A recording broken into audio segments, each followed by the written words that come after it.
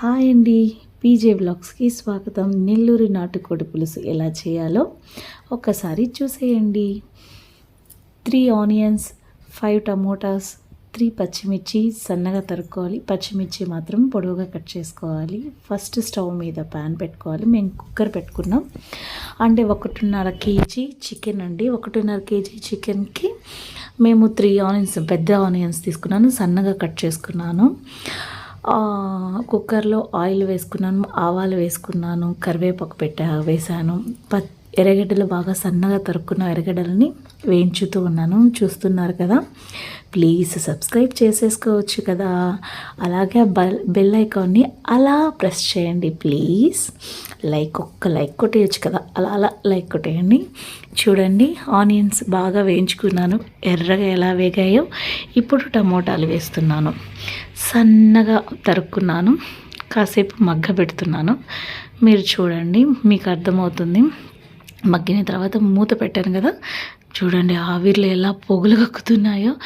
3 spoons అల్లం వెల్లుల్లి paste వేసుకున్నానండి. బాగా కలిపాను. నేను ఆయిల్లోనే వేయించుతూ ఉంటాను. ఎందుకంటే అప్పుడే ఆ పచ్చి వాసన పోతుంది. ఉడకబెట్టేస్తారు చాలామంది, అలా చేయకూడదు. అలా చేస్తే అంత టేస్ట్ ఉండదు. బట్ నేను చేసినట్లు ఒక్కసారి ట్రై చేయండి, సూపర్ యమ్మీ నాటుకోడి చికెన్ పులుసు. మేము 1.5 స్పూన్ దాకా పసుపు వేస్తామండి. పసుపు కొంచెం ఎక్కువే వేసుకుంటాము. 1.5 స్పూను సాల్ట్ వేసాను. బాగా మగ్గబెట్టుకుంటున్నాను, బాగా వేయించుతాను. చూస్తూ ఉండండి, మీకు అర్థమవుతుంది. ఇలాగే ట్రై చేయండి. సింపుల్ మెథడ్ అండి, పెద్ద శ్రమ పడిపోవద్దు.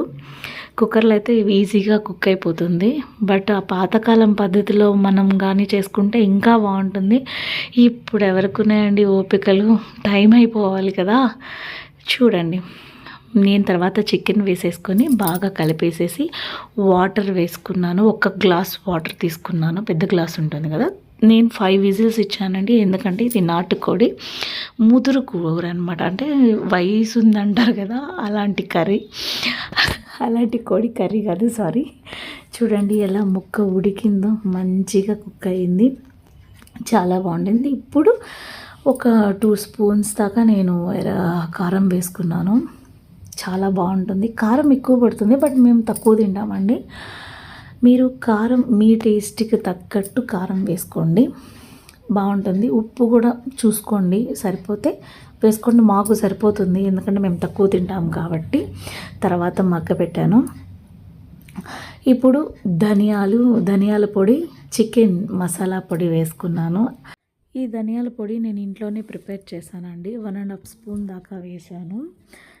చాలా బాగుంటుంది. స్మెల్ అయితే అసలు చెప్పనేబలేదు. నెల్లూరు నాటుకోడి చికెన్ పులుసు ఇలాగే చెయ్యాలి అని చెప్పట్లేదు, బట్ ఇలా చేసుకుంటే సింపుల్ మెథడ్లో మీకు ఈజీగా ఉంటుంది, కుక్కర్లో అయిపోతుందని చెప్తున్నాను.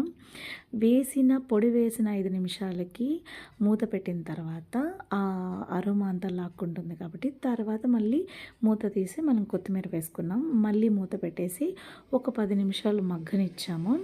బట్ చూడండి, సింపుల్గా నాటుకోడి చికెన్ పులుసు, నెల్లూరు నాటుకోడి చికెన్ పులుసు అండి. మీరు తయారు చేయండి, మీరు చేసి నాకు కామెంట్ సెక్షన్లో కామెంట్ చేయండి. Please like, share, comment, subscribe. First bell ఐకాన్ని ప్రెస్ చేయండి, నా ఫర్దర్ నోటిఫికేషన్ మీకు వస్తుంది. సూపర్ యమ్మీ నాటుకోడి చికెన్ పులుసు. బాయ్.